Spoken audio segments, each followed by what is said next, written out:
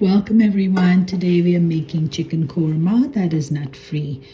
So korma is traditionally made with the paste of a few nuts, but we found those nuts don't seem to agree with us, so we make it nut free. It turns out just as creamy. I just increase, the amount of yogurt and milk that I put in it.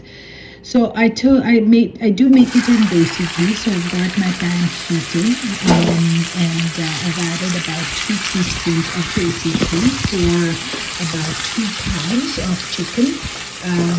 There is going to be more fat coming in from the yogurt and the milk, so I don't want to add too much. The 2 teaspoons is more than enough.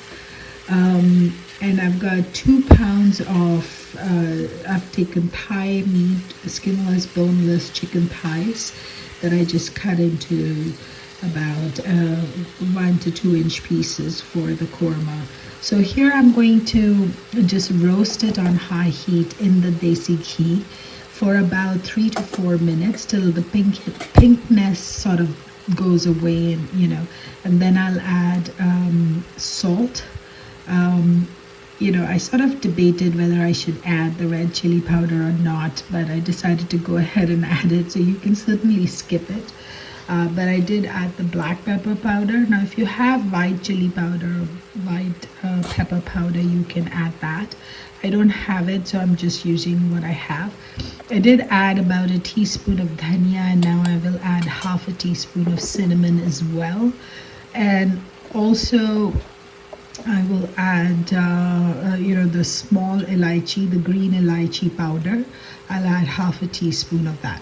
So in this recipe, I don't use any whole spices. I only use powdered spices, and it gives it that creaminess. So you'll notice that I have not added any onions. I've not added any ginger garlic. I will add that later. Now I'll sort of show you that.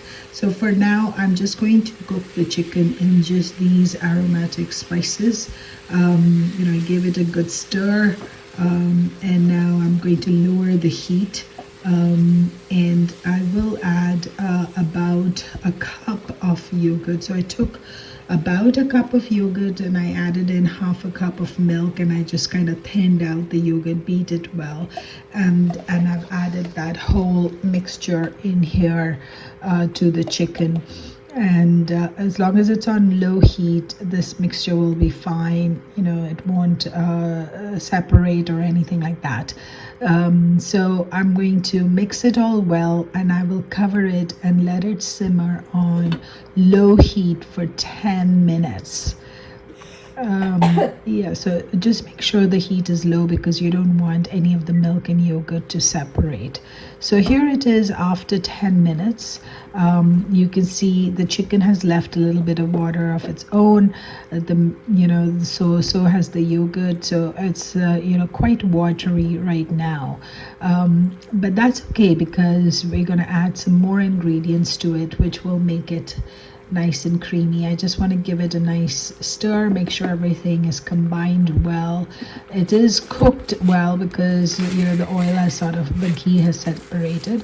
So to this, I'm going to add a half a cup of fried onions. So I'm just using the store-bought onions, fried onions, and now I'm going to add the garlic and the ginger powder again. Trying not to get any lumpy things in here, so I'm just using powdered spices.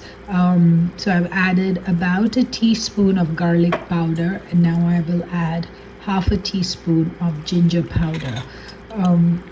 And I'll mix it well, give it a good stir, cover it, allow it to continue to cook for another 5 minutes. So you can see that onions that I've added, the fried onions, they will thicken the gravy. Now some people do make a paste out of this and then add it, but I found you absolutely don't need to. The heat will, absolutely homogenize the onions and the gravy, and when you stir it, as I as I'm doing now, you will not see any of the fried onions. They would have blended well with the gravy and just thickened it so well. And it's really quite delicious. And I'm just going to add one final little thing just to give it. I do want to, I mean, do taste it at this point to make sure, you know, you don't need to add more salt or anything like that. I was happy with it, so I'm going to add my final ingredient, which is kewra water. I'm just going to add 3 or 4 drops of it, just enough to give it a floral kind of note, but not enough where it is overpowering. So here I've mixed it all well. Everything is well cooked. I'm going to cover it, turn off the heat, and let it rest. And then after 5 minutes of resting, you can see here's the final version. It is looking a bit more darker in the picture, but it was actually quite creamy and nicer, not as brown in real life. I just don't know how to take a good picture. So hope you enjoy it, and if you do, would appreciate a like and a subscribe. Thank you.